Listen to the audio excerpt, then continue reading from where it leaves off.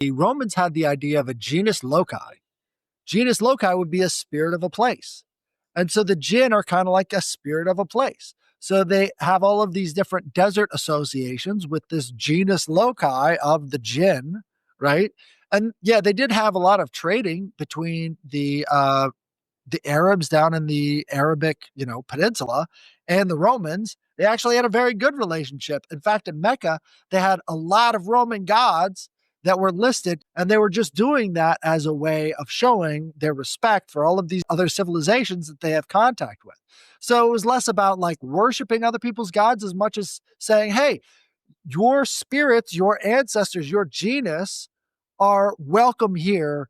We like you as well. But it wasn't in the Bible, they talk about the spirits of the nations, right? So these ethnicities and these different groups were said to have a cohesive spirit all their own.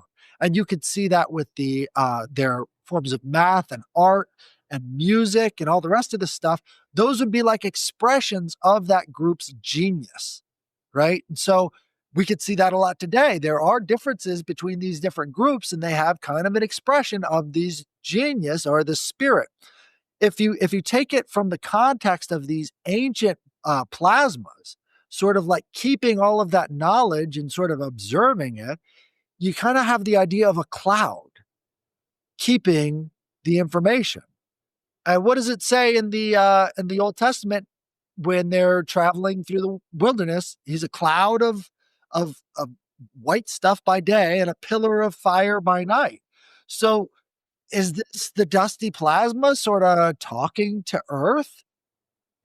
That's kind of a weird thought. And where does he spend his time? Inside of the box.